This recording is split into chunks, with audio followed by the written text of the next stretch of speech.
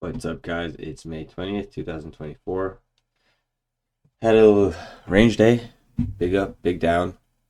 Lots of sideways price action. There's like only like 30 minutes of overlap. I mean, breakout, like from here to here, 20 minutes, and then 3 hours of sideways. And then we have a breakout for 45 minutes, 50 minutes, and then we go sideways again. You could even argue we started to go sideways here. So, yeah, super sideways day. Yesterday was range day. It was bull trend, pull back. So this is a strong trend line break. Right here. It's a trend line break. And then the trade would be a test of the recent highs. And that's what we got today with bar 25, it looks like. Pretty cool day. And then we had a vacuum sell. Bears failed to close below the gap, though. Bulls kept this gap open.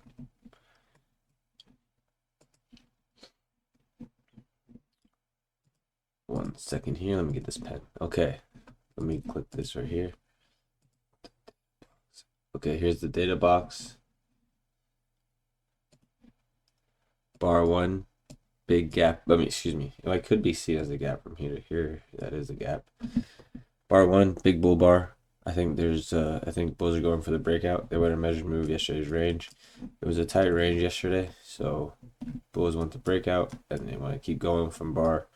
The rally started at the low of bar 59. They rallied into the close and then we had a breakout. Bar one, bar two, bad follow through.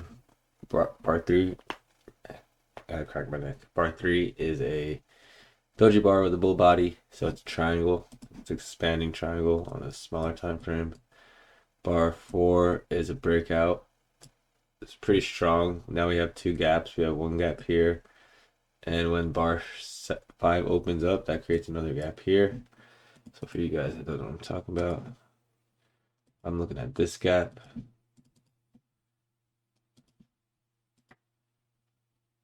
Just do green.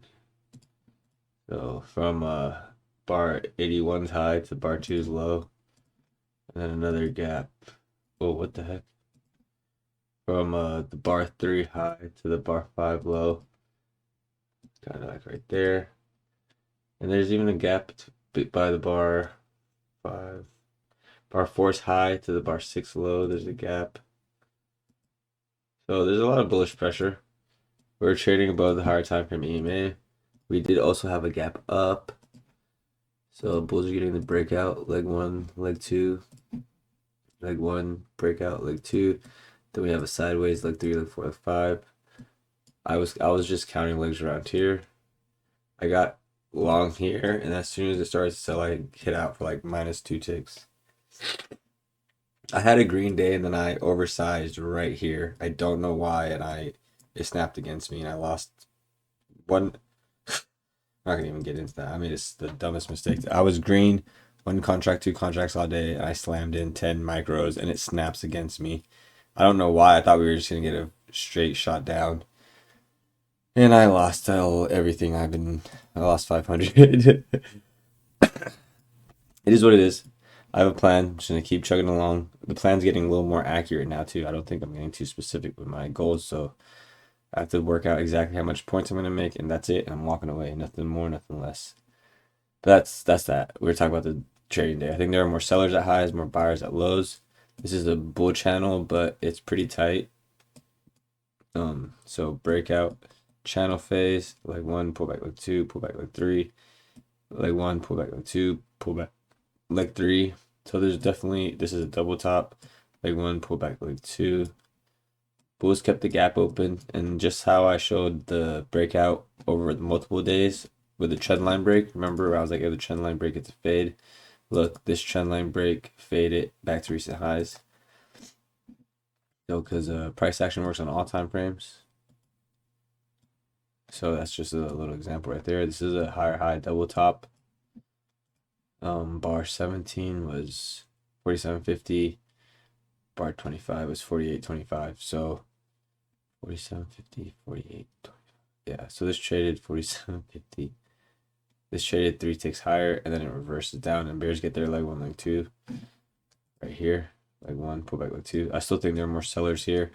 The EMA was support, and now slowly starting to transition into resistance. As this transition happened, this became a double top, some sort of a bear flag double top here. There were super nice highs here. Where was it?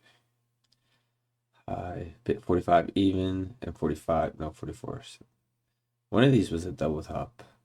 Might have been the high of this, no. 40, these are all 44.50. So these are all lower highs. We can see that. This was a nice outside bar. I think that started the trend because look, it rallied up and then got shut down with a bear flag. So that's a good short for a couple of legs lower. Leg 1, pullback leg 2. Sell vacuum into the EMA.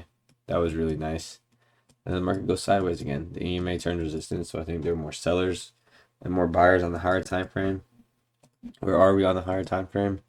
Daily chart's looking nasty. We're far away from the we're far away from the EMA, and it's starting to look like a double top. So that's not looking too good for the bulls.